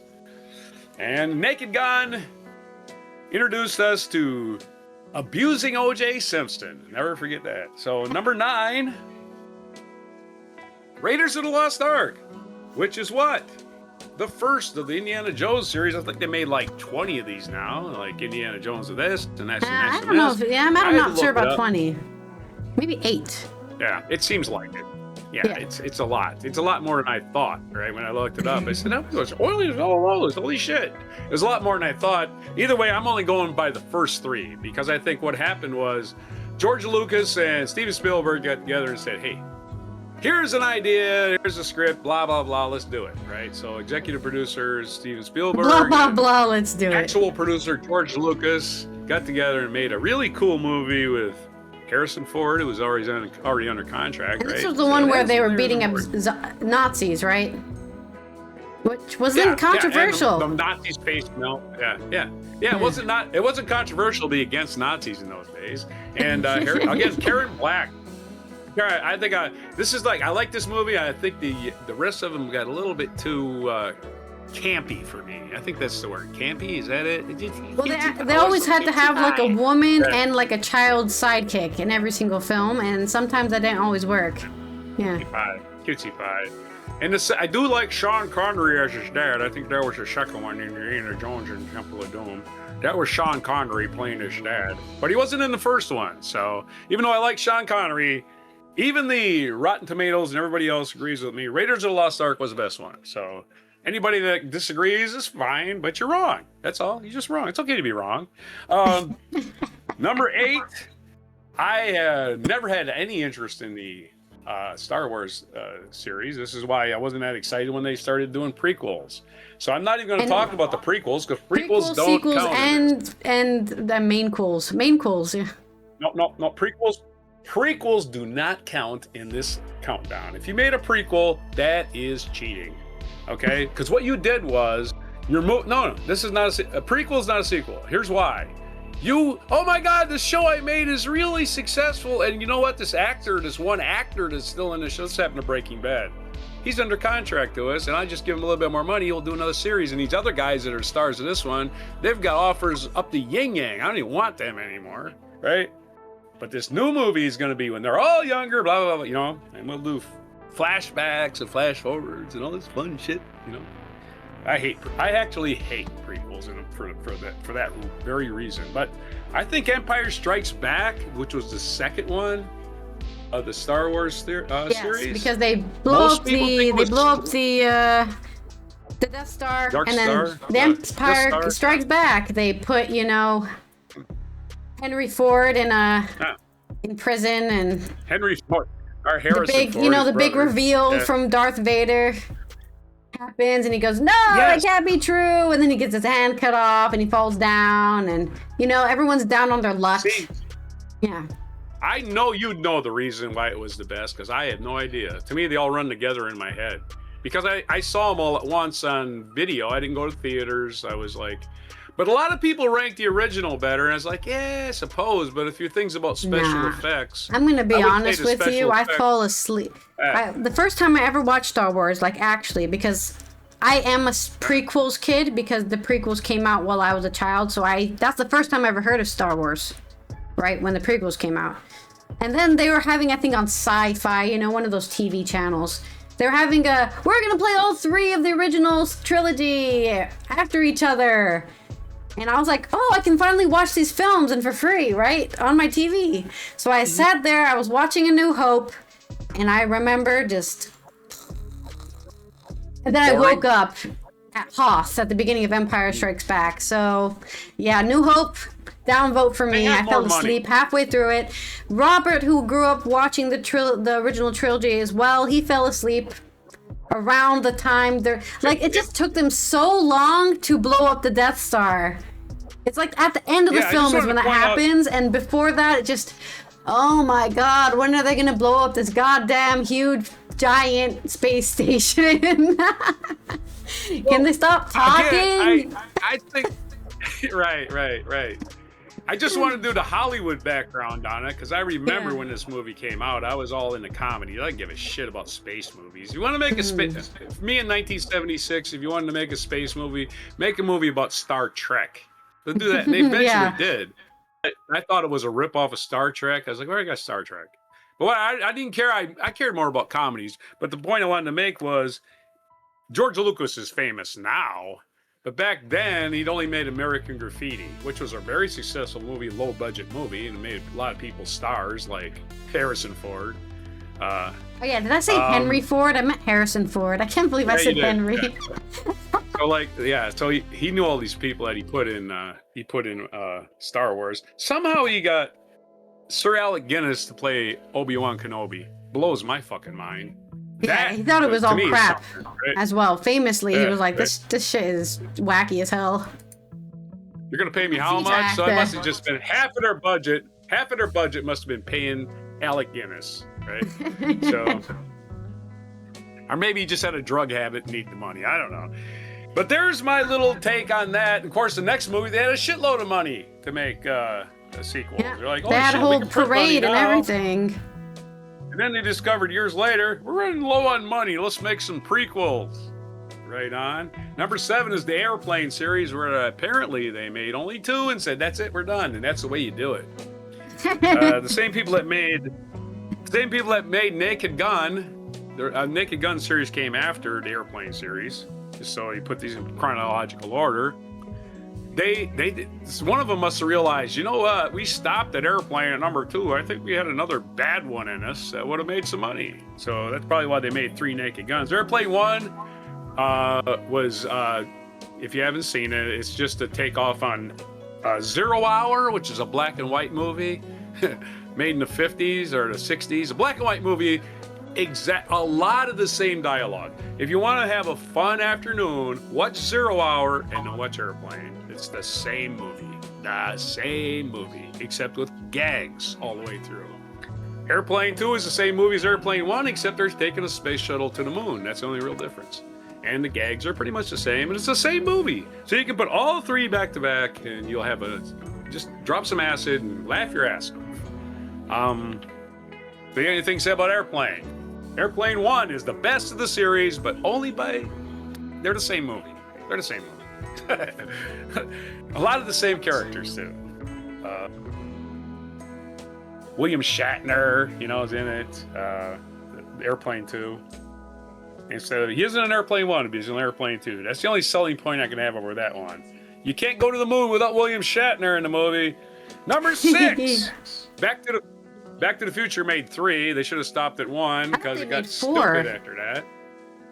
Did they make 4? Anyway, I stopped watching after 3 because the butterfly effect is the only one that really gets us right. You change so much shit by just showing up there, Marty McFly. But at least it had a good story, right? It had a good story. It had a good storyline. It had Christopher Lloyd as Doc. You can't beat that. So anyway, there's your number 6. You got anything to say about Back to the Future other than the DeLorean sales would have increased if they were still being made? Brought the DeLorean back as a collector's item, though. Oh, there was a short film called Doc Brown Saves the World in 2015. That's what I was thinking of. I didn't argue. Okay. That's right. 2015 was the future back when this was made. That's true. Yeah. It's way in the past. And you know what? 2015 is probably our peak as a society. We had a black president, right? We were doing fine. Economy was going great. That's kind of why 2016, maybe I foresaw this. I just saw this in a dream once. 2016 is really important. That's the way we crashed and burned in 2016 by electing a complete moron to work for another country. And speaking of complete morons, I have this nephew, I won't mention his name. This series, he disagreed. I say Clerks, if you've seen Clerks. They made 3 of these. They made 1, and then years later they made 2, and then they made 3 because the first one, they had no budget on. It was made in black and white. They couldn't pay the actors, all kinds of fun shit. But Clerks 1 is definitely the best of the series. My nephew disagreed. Oh, Clerks 2 is funnier. I was like, yeah, I don't think so. Maybe you thought it was funnier, but to me, it's just grosser jokes. That doesn't make it funnier. So Clerks 1, and by the way, Rotten Tomatoes. Clerks 3 with the children of Johnny Depp and somebody else. I didn't see it. Okay. Didn't see it. I wasn't interested after Clerks 2. Go ahead. You seen it? No, I haven't seen it. I just remember we did a story on it, actually, because it was featuring... Oh. It was... I thought it was featuring the children of 2 famous actors, Johnny Depp and somebody else. No idea, because I didn't see it. Because, again, this did the opposite of what other movies did. Like Empire Strikes Back, that got money and made a better movie. Clerks 2, they got money and made a worse movie, and they thought humor and gross were the same thing. They're not. There's a fine line, a very fine line, and they cross it, and this isn't even funny. It's just stupid. So I won't tell you specifically. I didn't watch 3, but Clerks 1 was a classic. They should have left it alone, but they saw money, and they said, why the hell not? All the actors are still alive, at least most of them. Let's do it. Number 4, Caddyshack 1. They should have never made Caddyshack 2. This is the lesson you learn. This is your lesson you learn from a movie that flopped at the box office. It flopped at the box office. And then they decided to make a sequel. The video came out. The video came out and it became a cult classic because you had, first of all, Chevy Chase. You had Bill Murray, who didn't like each other, theoretically, in the same movie. Rodney Dangerfield and Ted Knight. Those are your stars. And they just let them guys cook. And they threw away the script, and it was a great movie. Even though the person who made it killed himself over the result because he didn't like the little gopher.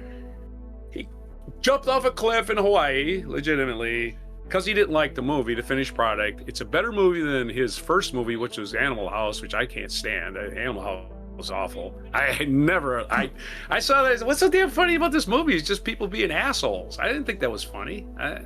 Anyway, people being assholes that are actually funny. Now that's funny. Like Rodney Dangerfield being an asshole. It's never not funny. Ted Knight being an asshole is never not funny.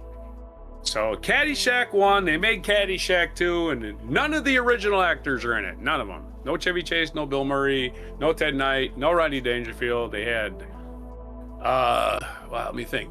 Randy Quaid. It's just awful. Terrible movie. Dan Aykroyd was in it. They must have paid him a lot of money to be in that movie. Caddyshack 2 was awful. And Dan Aykroyd did make some awful movies. No doubt about that. Number 3 is Dirty Harry. The Dirty Harry series. We had a few of those. We had Dirty Harry, Magnum Force, the Deadpool. But the original Dirty Harry, that's the one. I don't think I've seen that one. Okay, well, maybe that'll be a mic drop because that's got your Clint Eastwood.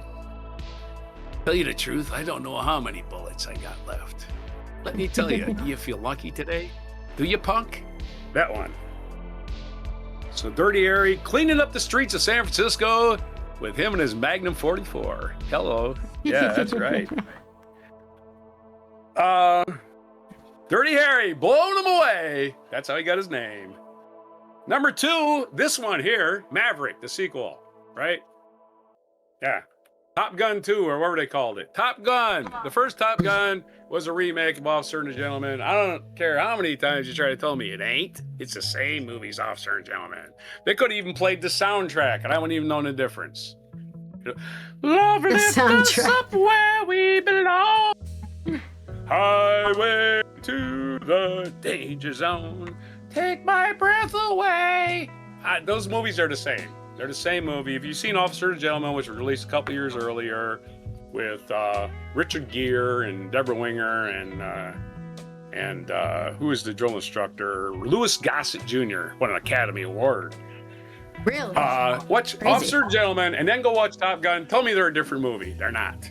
But Maverick the remake, which won an Academy Award, is infinitely better according to everyone. I'm sorry, you got a problem. You got a problem with it? No, I'm just. You got a comment on that? No, I don't have any comments on Top Gun. I'm gonna have to defer to everyone else, but I did extensive research on number 1, which is a series that is being turned into a television series because, J.K. Rowling needs more money. She needs to astroturf her driveway. She needs to hire a crew for her 9th yacht. But they did make a bunch of Harry Potter movies. She needs to start lobbying the government to be anti-trans, whatever. I need to pay officials to hate women. As a woman myself. Now there's a controversy over who are the best. They think this Sleepy Hollows is the best, or Prisoner of Azkaban. Barely wins in Rotten Tomatoes. Prisoner of Azkaban wins because it was made by a very good director, very artistic. It's very, exactly I like film coded, So that's why a lot of people like it more. It's for the critics. It was made for the critics who like the art of film. Yes. He was French. Yes, you need to change it up if you're going to make a franchise. This is why James Bond is so successful. They keep changing it up. Now, I didn't put the James Bond series in here because I don't consider them sequels, because those books were written by Ian Fleming, who died in 1964 or some shit. How can it be a sequel? I'm just, come on now. James Bond. It was based off of the actor who played Saruman in Lord of the Rings. And again, I believe Ian Fleming was also a secret agent. So there's your list. Let's have us. I forgot the hell he spent. It was like an hour ago. It was an hour. It wasn't that long ago. Seems like it. Well, time flies when you're old. It was a metaphor or simile. All right. Film sequels are like an unending path down the forest. Sometimes it leads you to the creek swamp. Sometimes you make it to a hidden treasure. You never know until you watch. You never know until you go down the path. Right I on. don't think either of us watch That's horror a films. really- Do you watch horror films? I'm too empathetic to watch horror films, and my theory about horror films are these people who make horror films never got laid in high school because who's the first person that always gets killed? It's a couple making out, always. Yeah, they're Right? they're just jealous. No, people are having sex in high Son of school. We better Sam. kill them. The son of Sam syndrome, right? He killed couples that were making out. Yeah. He did a lot of that. Yeah. Yeah, I mean, I don't like horror yeah. films because I think life is horrible enough. I don't need a reminder. I don't need it to be more horrible. Hey, at least somebody's not chasing you to the woods with a chainsaw. Nope, that doesn't make me feel Yeah. any better. Sorry. Yeah, when you got three franchises named after Ed Gein, who actually really killed people, and there's people related to those people out in the world today that remember Grandma got sliced up by Ed Gein, and they got to remind it every time they see the movie Psycho or hear about it or Chainsaw Massacre or the one with what's his name? The cannibal, Hannibal Lecter, that guy. Every time they see one of those movies, same guy, based on the same motherfucker. Anyway, let's do the. Yeah, no, because Dancing Dog was asking you about Alien, but I'm like, I don't care about horror films or suspense thrillers. Alien was on the list. I didn't leave it off intentionally. It was on the list. It just I had to limit the. Right, I had to cut. It's only 13, so if honorable mentions are let's hear Alien it. for What's good? Alien. There you go. Sigourney Alien. Weaver, James not Bond wearing a is bra, honorable mention. in her I had no underwear. opinion. There you go. Whatever sells it for you, man. There's no. That's what There's no I don't know if scorecard. it's. I don't know if they that's why it covered was that. sold, but I know a lot of people always mention that. Like, why'd they put her in no clothes? She's getting hunted by a mother alien. Make sure she's as naked as allowed in the 90s. Right. See, now your tastes change when you get older. Because when I was a teenager, I was like, I don't want to see that movie, and somebody said, "There's boobies." Well, let's go. You know, that would have been it. You can see her nipples And, through a shirt, and she gets wet. Yeah. Some people in their 70s, they're 70s now, Are still probably like even that? in their 80s. No, they can't stop talking about Phoebe Cates at the poolside on Fast Times at Ridgemont High. And I'm like, good Really? Lord. Okay. You ever see Fast Times at Ridgemont High? The song "Moving Yeah, I in think so. Stereo." I Every think I time saw you it see once. Yeah. "Moving in Stereo" by the Cars plays. Well, this is Judge Reinhold is let's say servicing and thinking about Phoebe Cates getting out of the pool, and they show a video of her, and Getting out of the pool. in stereo's background, and all these old men are like, "That moving in stereo is in that movie where I saw boobies." And I'm like, good Lord, get over yourself, dude. Is that the first time you saw boobies? You're 70, yeah. They're like 7-year-old kids now. Oh my Lord. I was like, wow, I didn't realize it affected you so much. But for whatever reason, that tangent exists now. That's on the internet forever. Let's do a spin so I can do something. Let's do our culture news. I don't even know what I'm talking about for my culture news. Let's look. What did we spin? I'm spinning right now. What did it Give it a sec. Oh.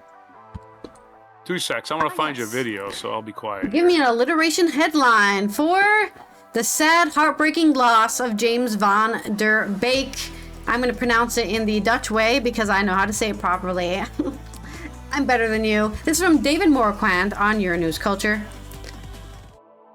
Tributes to the beloved star of Dawson's Creek, Varsity Blues, and the Rules of Attraction have poured in on social media. James van der Beek died aged 48 after suffering from bowel cancer. Rough cancer to get. Hollywood is mourning the loss of Dawson Creek star James van der Beek, who died yesterday amid his battle with colorectal cancer. He was 48. The star was diagnosed with bowel cancer in the later half of 23, later publicly revealed the news in November 24. In a statement shared on Van der Beek's Instagram, his wife Kimberly confirmed his death, writing, "Our beloved James David Van der Beek passed peacefully this morning. He has met his final days with courage, faith, and grace. There's much to share regarding his wishes, love for humanity, and the sacredness of time. Those days will come. For now, we ask for peaceful privacy as we grieve our loving husband, father, son, brother, and friend." And then there's a beautiful picture of him on the Instagram. Van der Beek starred in many hit TV shows and films in the late 1990s and early 2000s, including most famously Dawson's Creek, a show which shaped late 90s TV. As the role of Dawson, Leary defined a type of masculine character that was unafraid to express sincere emotions. He's strong and sensitive. Tributes to the actor have poured in on social media. Underneath the post announcing his passing, Buffy the Vampire Slayer actress Sarah Michelle Gellar wrote, "I'm so sad for your beautiful family. While James' legacy will always live on, this is a huge loss to not just your family but the world. Fuck cancer." Actress Jennifer Garner added under the same post, "What a heartbreaking loss. So much love to you, Kimberly, and to your kids as you navigate this tender time." Fellow Dawson's Creek star Busy Phillips shared on Instagram, "My heart is deeply hurting for all of us today. Every person who knew James and loved him. Anyone who loved his work or had the pleasure of meeting him, all of his dear friends and community that surrounded him as he battled this illness, especially his parents, brother, and sister."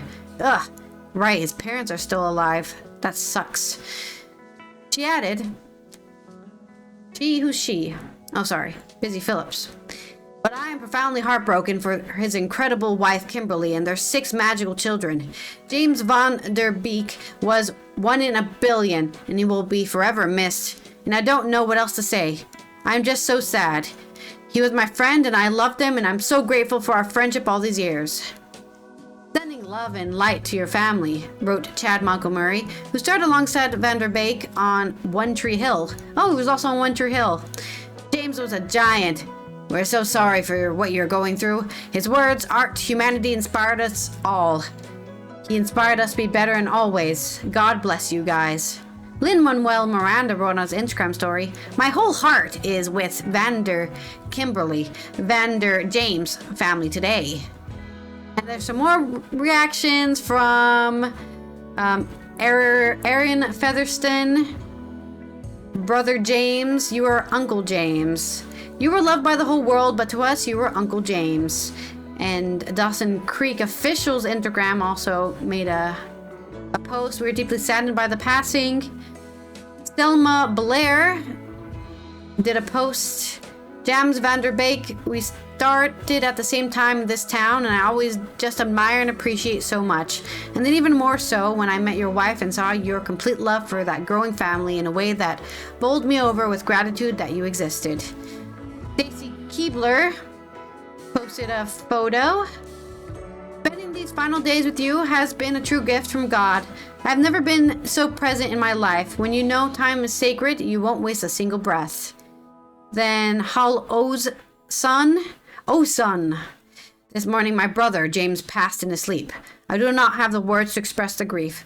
There will be a James-sized hole in my heart for the rest of my life, and I will never meet his like again." We've got a post from Kevin Smith. We were just talking about the Clerks. "First met Vander James 25 years ago this month, back when we were shooting Jay and Silent Bob Strike Back. James was already super famous from both Dawson Creek and Varsity Blues, yet he opted to risk it all by portraying a cartoonist version of himself besides Jason Biggs in the Blunt Man and Chronic movie at the center of the flick." Blunt Man and Chronic. Why did you hashtag Blunt Man and Chronic? Sorry, it's hard to read when you do hashtags in the middle. So there you go. That's a little connection to your Thursday 13 list. That's crazy. It's a small Hollywood after movies all. Are the best, man. Sasha Alexander says, "It feels like yesterday that we're sitting beneath those pink Wilmington sunsets, filming during the beautiful Dawson Creek years. What made Dawson special was the man who played him." And Ashton Kutcher also had the good fortune of knowing and growing up with this guy. R.I.P. Ew, get off Twitter. Gross. Today we learned that my dear friend James Van Der Beek, who I worked with on the Rules of Attraction, this is Roger Avery, who has been a pillar of strength to me and my family during the hardest of time, passed away last night. I know he was fighting a terrible battle with courage. Austin Nichols has a photo. From my first background job on Varsity Blues to a handful of scenes together, James represented something to aspire to.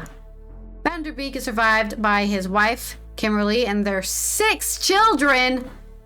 Olivia, Joshua, Annabelle, Emilia, Gwendolyn, and Jeremiah. God damn.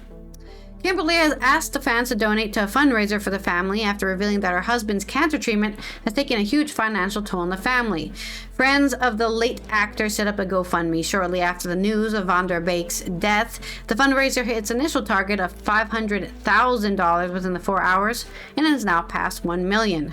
So if you're poor, you don't have to donate. Don't worry, he has a lot of rich friends. You're muted. Yeah, I am muted.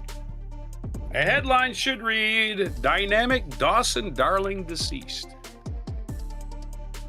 Rest in peace in the dawn of the derelict, I don't know, dystopia. Also, covering a story I was talking about earlier, where I said I was going to look up the 6 names that they wouldn't give me an article because AP apparently just, I don't know. They think they're going to get death threats or some shit, but Newsweek don't care if they get death threats. Republican Representative Thomas Massey of Kentucky has turned out to be a bit of a hero these days. He was one that voted against Trump's tariffs, so he's probably going to get primaried in Kentucky this year. Brian Fitzpatrick of Pennsylvania, a swing state, probably a swing district, or he's retiring, one of those. Dan Newhouse of Washington, which is a blue state. Kevin Kiley of California, he's probably out of work because they redistrict the whole state to eliminate at least 5 Republicans. So he's probably out of work anyway. Ashley Hurd of Texas. I don't know what his deal is at all. Texas seems like he's guaranteed a seat. Or he's retiring. Maybe he's retiring. That's going to be what it is. And Don Bacon of Nebraska, who is retiring. So those are the 6. No word on the one Democrat. Oh, no, here it is. Nope. Don't have his name. Anyway, that's my stupid little story. The one Democrat doesn't get the medal of shame because they're hiding.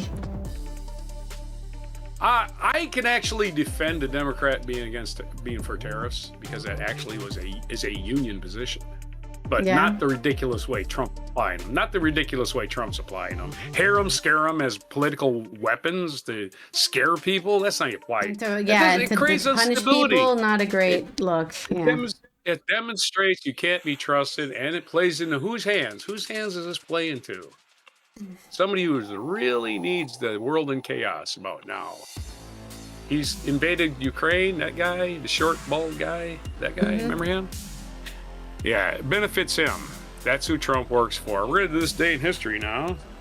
Let's roll our last segue. Really horrible day in history. Some respects. It's mixed metaphor. Take it away. This day in history. Didn't you just do a mixed metaphor? Nope. All right. Okay. I did an accurate metaphor. Totally different things. Okay. Right. It seemed mixed to me because it was so long. That's probably what it was. In 1554, on this day, at the age of 16, Lady Jane Grey, the age of most children our age, are getting ready for the prom, maybe learning a new trade or whatever. Lady Jane Grey was executed. Yeah, well, why? Because she was the Queen of England in the wake of Henry VIII, and she was executed by Mary the First, Bloody Mary. 1804, German philosopher Immanuel Kant, right? Kant, died in Königsberg, Prussia, which is now part of Russia. Or Kaliningrad, as it's called. Kaliningrad, which is right on the border, I believe. In 1809, of course, it's right on the border because Prussia is Germany. All right. 1809, British naturalist Charles Darwin was born. Happy birthday to the guy that figured out, hey, you know what? Survival of the fittest is a thing. The strongest survive, and it only makes sense. And it's a theory that we can base all of our conclusions in life on. We don't have to go blindly into the dark, pretending that there's an invisible man that did everything. But the people who were comforted by the invisible man decided he was a heretic, and they still to this day pretending that none of that stuff exists. You know, we can prove it. 1851, gold was discovered in East Central New South Wales. I'll say that again. East Central New South Wales. It has 3 directions in it, sparking Australia's first gold rush. That's not East Central, it's East Central New South Wales, not South Central Old North Wales, for instance. Don't go there. Don't get those confused. It'll be embarrassing. Don't go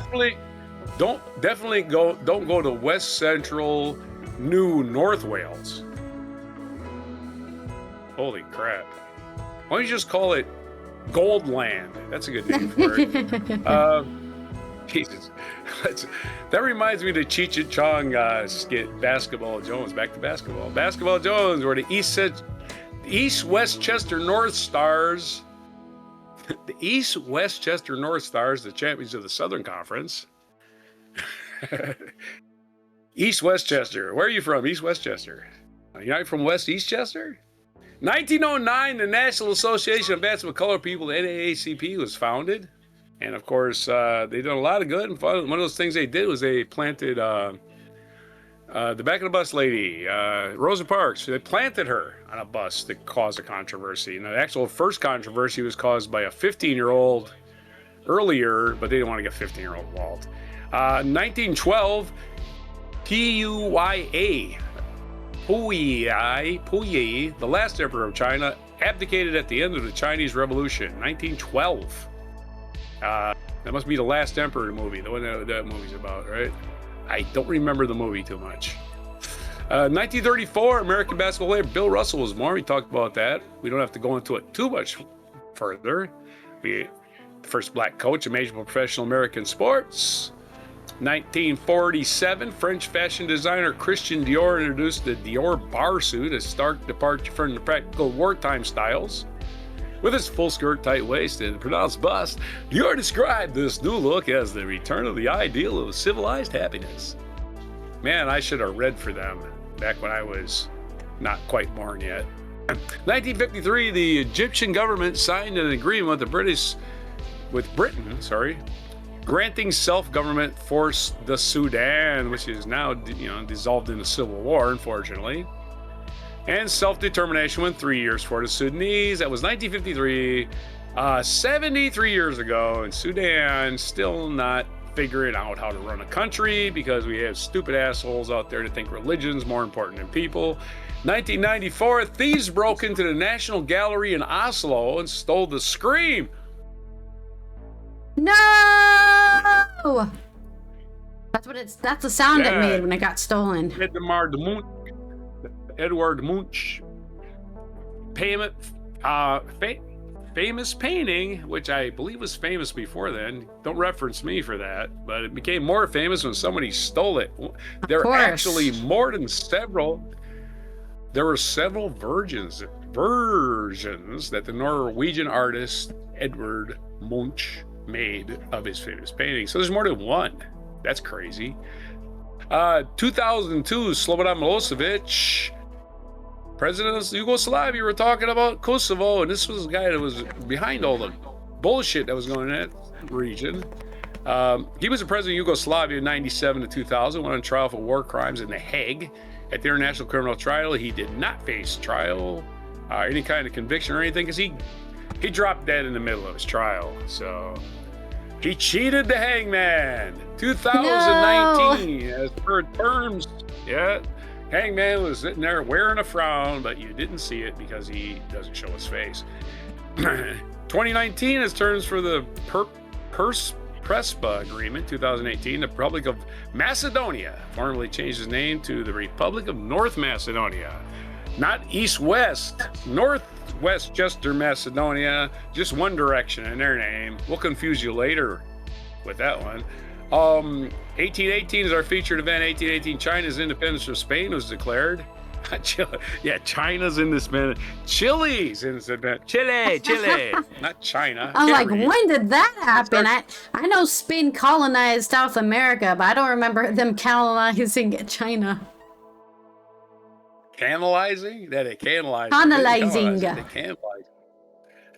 Chile, I can't speak this late in the day. Chile's independence from Spain is declared, although the decisive victory over the Spanish did not come until April at the Battle of Maipú. Chile formally declared independence from Spain this date, 1818, the first anniversary of Chile's victory at Chacabuco. Love it. Our featured biography is Abe Lincoln. Happy birthday. It's Abe Lincoln's birthday. He was born in Hodgenville, Kentucky. He's a Kentuck. He died on April 15th, 1865 from a gunshot wound in Washington, D.C. A pistol wound, I should say. 8 other birthdays today. Alice Roosevelt Longworth, American politician and socialite. Probably the daughter of Teddy Roosevelt, I'm guessing, because she was born in 1884. 1893, Omar Bradley, United States General. Happy birthday to Omar Bradley, who outranked Eisenhower. Not a lot of people know that. He was the general of the armies of the United States. And Eisenhower was the Allied Forces commander. So he did take orders from Bradley, though. In 1934, we took orders from the president. Bill Russell, we did Bill Russell's birthday 3 times now. 1948 is Ray Kurzweil's birthday, American computer scientist and futurist. There's only 2 things today in national days. It is National Giving Hearts Day. I think that's about pre-Valentine Day thing about donating your organs to somebody that treated their body terribly in very many cases, right? Oh, my heart. Hey, weigh 400 Some pounds. people do get a Anyway, disease that causes heart failure, to be fair. I'm true. That's true. I think, yeah, I don't know how they determine if you deserve one. But I think you have to specifically stop drinking or whatever first before they let you get a donation. Unless you're rich. We can already clone people. We can already clone organs. All that exists is the will to do it. That's all it really that's all it really doesn't exist. Because we've already cloned a sheep. Long time ago. That sheep's like grandchildren would have been, long gone by now. So again, well, we're still in the Stone Age of that stuff. If we can we can do heart transplants, why can't we just grow a heart independent of a person? Is what I'm saying.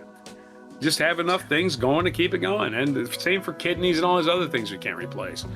Let's have a whole system going. I'm sure rich people are working on it. I guarantee you, man. And it's National Plum Pudding Day. So that's everything for this day. Or hopefully no technical glitches like we had yesterday. I seen all kinds of them. And I think it was a thing that was nationwide, at least in this country, was a lot of podcasters. I see it in comments. A lot of podcasters are glitchy around the same time we were glitchy yesterday. So that might have been it. If I don't know if we're glitchy now, but that's the apologize for all the crap. That's our list, our haiku, our metaphors, a lot of metaphors, our tangents, a lot of tangents today for Thursday, February 12, 2026 on Before Plum Pudding. Go sit in the corner. Have your plum pudding, which I still haven't had. I need to try that sometime. I tried making it before, but it didn't really work very well. Sometimes overlooked and underestimated, plums are a hidden gem that ripen the right conditions for Russell's NBA coaching record. There you go. Mixed metaphor. Plum pudding and Russell.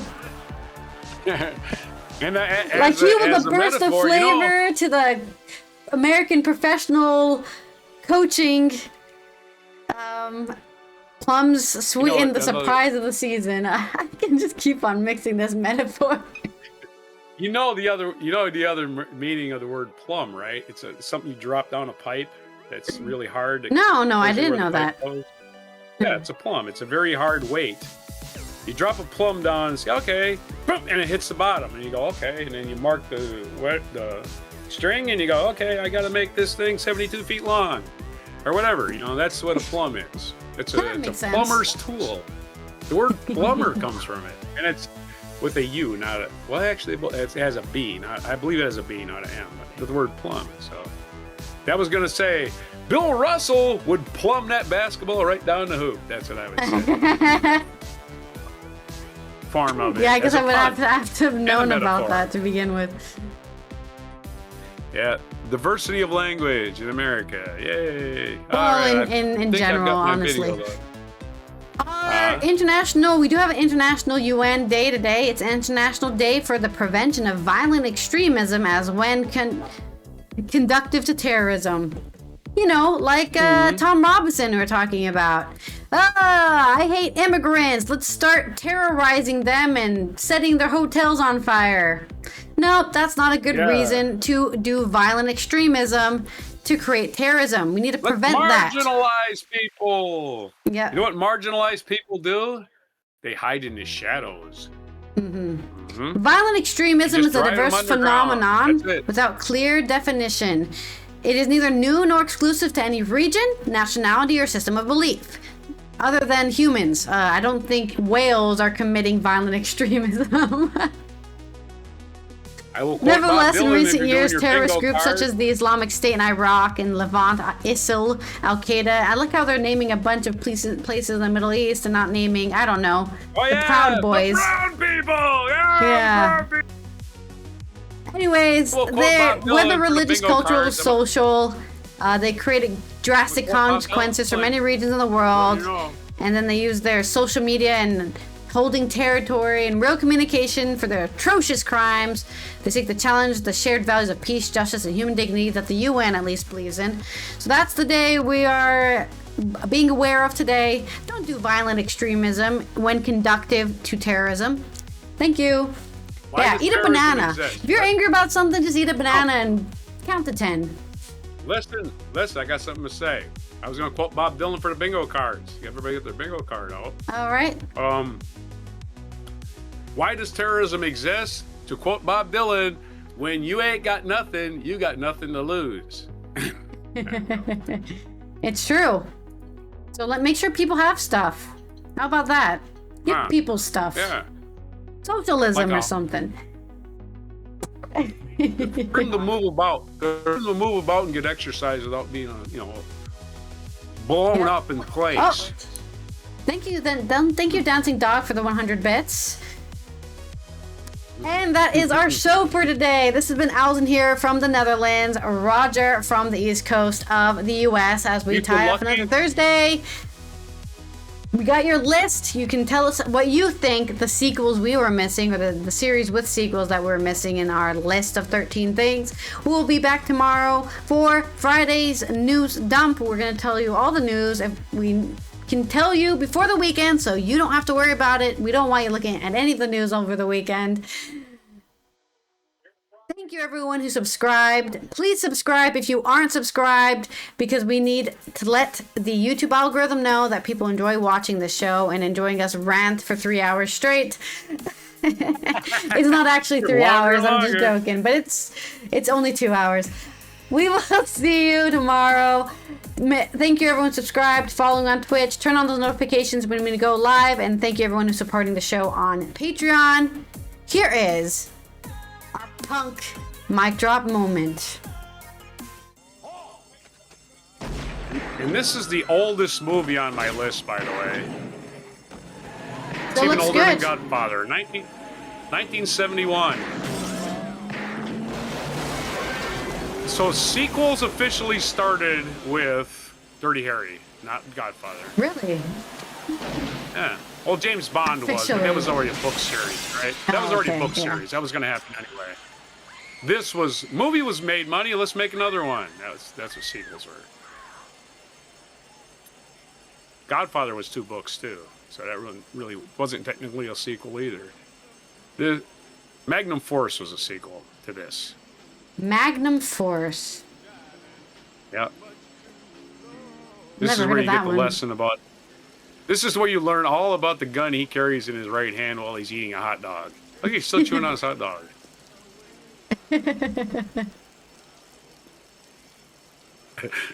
Well, I wounded the guy. Let's Did go not find count. him. I didn't count how many shots he fired.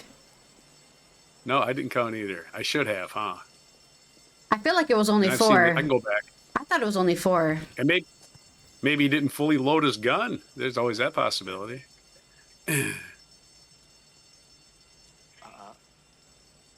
He's gonna try to grab his shotgun. That's not gonna work. Shotgun. Oh, don't you know this ends? Okay. I won't tell you. Ian, this is a 44 Magnum, the most powerful handgun in the world, and would blow your head clean off. You've got to ask yourself one question. Doesn't scare me. Right? A little bit.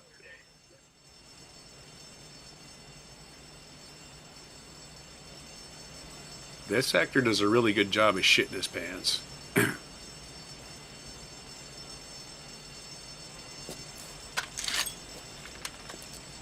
I mean, he couldn't even shoot the shotgun if he tried. His arm's fucked. I got to know. You can. As long as there's a round in the chamber, all you gotta do is pull the trigger.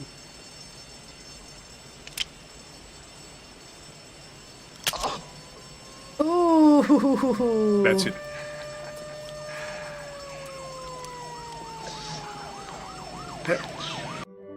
Son of a bitch. He's mad because he just shit himself.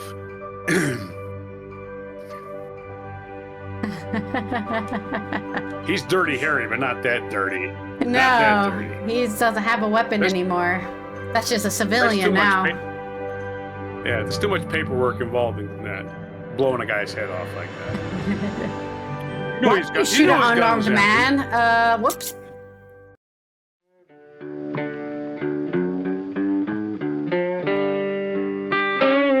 Be sure to hit the like, subscribe, and notify buttons, and follow our other channels, Toxic Alley, History of Gravy, and Scratchy Old Records.